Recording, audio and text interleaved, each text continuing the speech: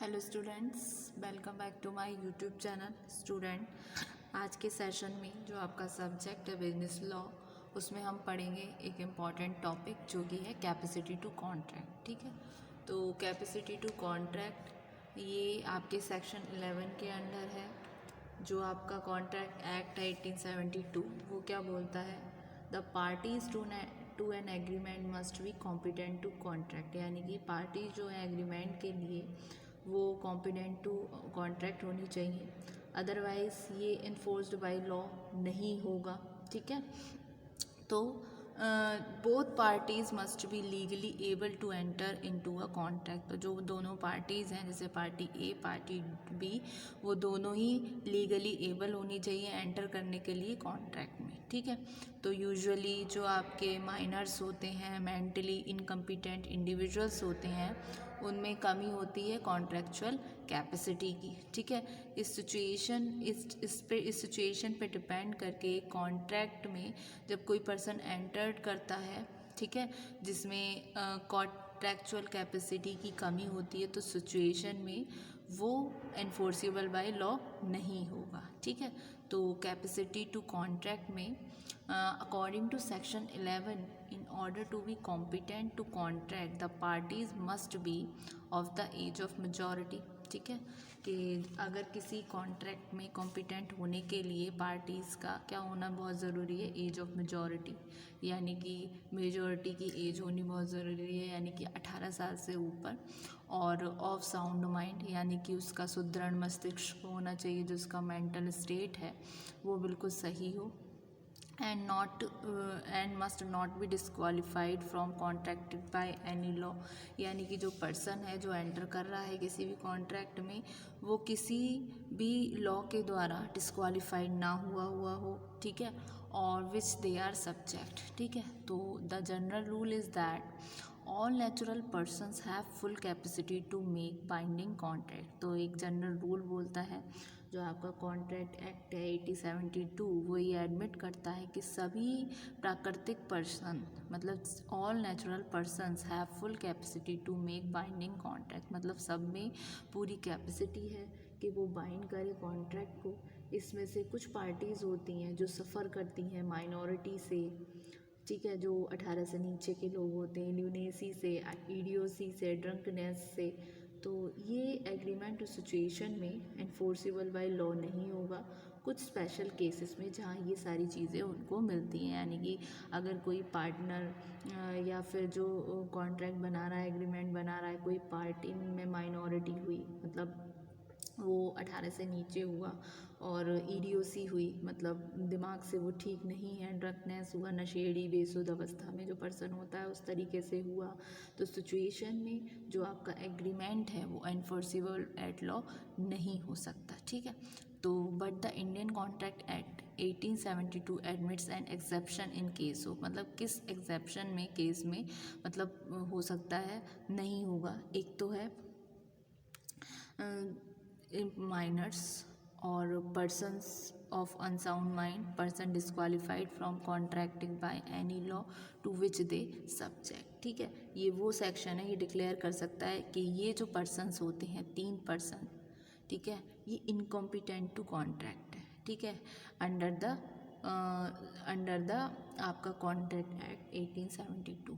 तो ये जो पर्सन है 3, ये बोला है ना, एक्सेप्शन इन केस ऑफ, ये अगर ये कंडीशन आई, ये 3 पर्सन हुए, तो आपकी कैपेसिटी टू कॉन्ट्रैक्ट नहीं होगी। ठीक है, सेक्शन 11 इस चीज़ को डिक्लेयर करता है, और जो पर्सन कॉम्पिटेंट टू कॉन्ट्रैक्ट होगा उसको क्या होगी, उसकी एज होगी मेजॉरिटी की, और वो साउंड माइंड का होगा, और इज़ नॉट अदरवाइज, मतलब किसी कॉन्ट्रैक्ट से डिस्क्वालीफाइड नहीं होगा। ठीक है, तो every person is competent to contract who, first condition आएगी, हैज़ अटेन्ड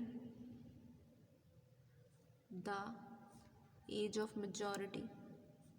ठीक है, दूसरी सिचुएशन आएगी, इज़ ऑफ साउंड माइंड, मतलब वो साउंड माइंड का हो, सुस्त मस्तिष्क का।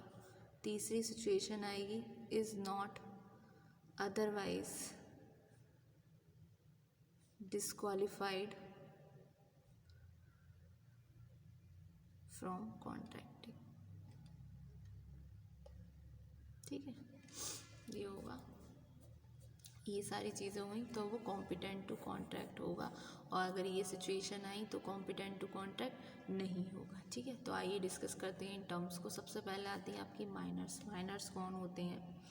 जो सेक्शन 3 है वो डिस्कस करता है, इंडियन मेजॉरिटी एक्ट 1875 बोलता है, एक पर्सन जो डोमिसाइल तो है इंडिया में और जो है अंडर 18 ईयर्स ऑफ एज, मतलब ये कौन होते हैं? ये अंडर 18 होते हैं, मतलब जो एज है उनकी अंडर 18 है, यानी कि 18 साल से नीचे वाले पर्सन।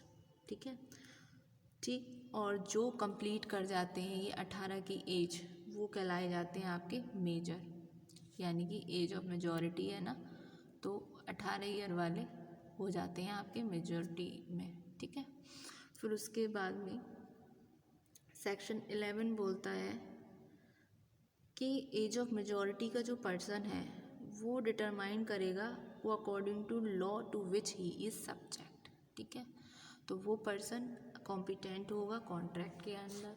फिर दूसरा आता है आपका जो पर्सन ऑफ अनसाउंड माइंड है। पर्सन ऑफ अनसाउंड माइंड कौन हुए आपके? जो जिनको शुद्ध बुद्ध थोड़ी कम है, अस्वस्थ मस्तिष्क के जो पर्सन है। पर्सन ऑफ अनसाउंड माइंड क्या है? एक बेसिकली एक ल्यूनेटिक है, जिसका अनसाउंड माइंड है वो एंटर नहीं कर सकता कॉन्ट्रैक्ट में, क्योंकि एक तरीके से जो पागल इंसान है, मतलब पागल क्या, जिसको अपनी सुध नहीं है, इस तरीके का पर्सन अगर कोई कॉन्ट्रैक्ट में आता है तो ऑब्वियस सी बात है वो कॉन्ट्रैक्ट मतलब वैलिड ही नहीं होगा, क्योंकि वो पर्सन अपने सुध में ही नहीं है, अपने होशो हवास में ही नहीं है।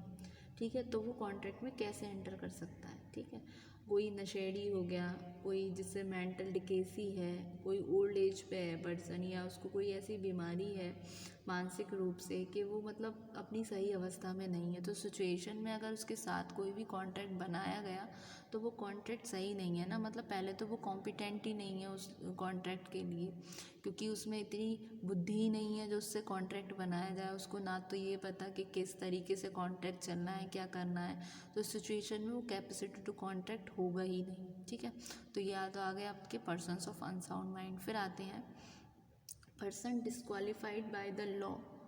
ठीक है, disqualified from capacity by any law to which they subject, यानी कि कुछ स्टेचूज होते हैं जो डिस्क्वालीफाई होते हैं सर्टेन पर्सन जो कॉन्ट्रैक्ट में एंटर नहीं कर पाते। तो उसमें एक तो आते हैं एलियन एनिमीज़। एलियन एनिमीज़ कौन से हो गए? जो विदेशी शत्रु हैं, जो इंडिया के सिटीज़न नहीं हैं, वो विदेशी हैं।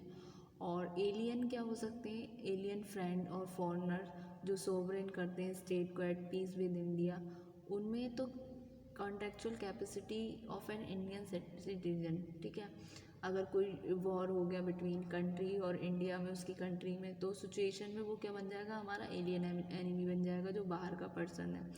तो जो कॉन्ट्रैक्ट है एलियन एनिमी के साथ वो अनएनफोर्सिएबल होता है on the outbreak of war. तो ट्रेडिंग हो गई एलियन एनिमी से, वो कंसिडर्ड की जाती है इलीगल, क्योंकि ये अगेंस्ट है हमारी पब्लिक पॉलिसी के।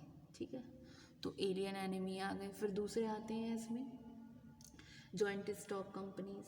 ठीक है, जो कॉरपोरेशन क्या है? एक आर्टिफिशियल पर्सन है जो क्रिएटेड बाय लॉ हो रही है, जो कंपनी रजिस्टर्ड हो रही है कंपनीज एक्ट में। Public bodies created by statute, तो उसका अपना अलग है। तो इंडियन कॉन्ट्रैक्ट एक्ट उसके बारे में कुछ नहीं बोलता है कैपेसिटी ऑफ कॉरपोरेशन के बारे में। ठीक है, क्योंकि अगर वो प्रॉपरली इनकॉर्पोरेटेड है तो उसका राइट तो है enter into a contract, it can sue and can be sued in its own name. ठीक है, तो इस सिचुएशन में कैपेसिटी ऑफ पावर जो होती है कॉन्ट्रैक्ट की, वो लिमिटेड होती है अपने चार्टर और मेमोरेंडम ऑफ एसोसिएशन से। तो जो कॉन्ट्रैक्ट है वो बियॉन्ड होता है इस पावर से, अल्ट्रा वायरस एंड वॉइड। ठीक है, फिर दूसरी आ जाती है आपकी इंसॉल्वेंट। ठीक है, इंसॉल्वेंट कौन पर्सन होता है? जिसके कर्ज मतलब जिसके जो लोन्स हैं वो इतने ज़्यादा हो जाते हैं कि वो उनको पे नहीं कर सकता, मतलब वो अपने डेट को फुली पे नहीं करता सकता, तो वो उस सिचुएशन में जो उसके डेब्ट्स हैं तो उस सिचुएशन में उसकी प्रॉपर्टी को सेल किया जाता है, फिर जो पैसा मिलता है तो वो उसके जो लेनदार होते हैं उनमें डिस्ट्रीब्यूट किया जाता है। तो इस तरीके से जो इंसॉल्वेंट पर्सन होता है वो भी इनकेपेबल होता है, यानी कि इनकैपेसिटी होती है उसमें कॉन्ट्रैक्ट की, ठीक है। तो ये हो गए आपके जो पर्सन होते हैं जो इनकॉम्पिटेंट है कॉन्ट्रैक्ट के लिए, उसमें आपके आगे minors, person of unsound mind और पर्सन जो डिस्क्वालीफाइड हो रहे हैं कॉन्ट्रैक्ट से किसी भी लॉ के द्वारा, ठीक है। उसमें आपके आ जाती हैं मैरिड वुमेन। मैरिड वुमेन भी क्या होती हैं, वो कॉन्ट्रैक्ट में कैसे, क्योंकि जो उसकी प्रॉपर्टी है, जो उसके पास पैसा है जो उसने लगाया वो उसका स्त्री धन है, तो वो एंटर नहीं कर सकती कॉन्ट्रैक्ट में अपने हस्बैंड की प्रॉपर्टी में। एक married women can however act an agent, वो क्या एक्ट करेगी एक तरीके से एजेंट का अपने हस्बैंड की, ठीक है। और नेसेसरी सप्लाई जो की जा रही है अगर वो फेल हो जाता है प्रोवाइड करने में उसको इन सब सिचुएशन में, तो कोई भी डिफरेंस नहीं बचेगा मैन में और वुमेन में रिगार्डिंग कॉन्ट्रेक्चुअल कैपेसिटी, ठीक है। तो इस तरीके से मैरिड वुमेन। तो ये हो गए कुछ कैपेसिटी टू कॉन्ट्रैक्ट के बारे में कि कौन कौन सी पार्टीज़ एंटर कर सकती हैं कॉन्ट्रैक्ट में, कॉम्पिटेंट होती हैं कॉन्ट्रैक्ट के, ठीक है।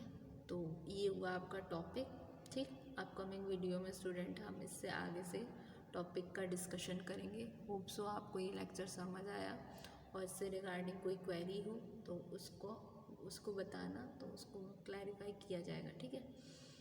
तो ये रहा आपका टॉपिक कैपेसिटी टू कॉन्ट्रैक्ट, ठीक। तो एक बार हम इसको गो थ्रू करते हैं।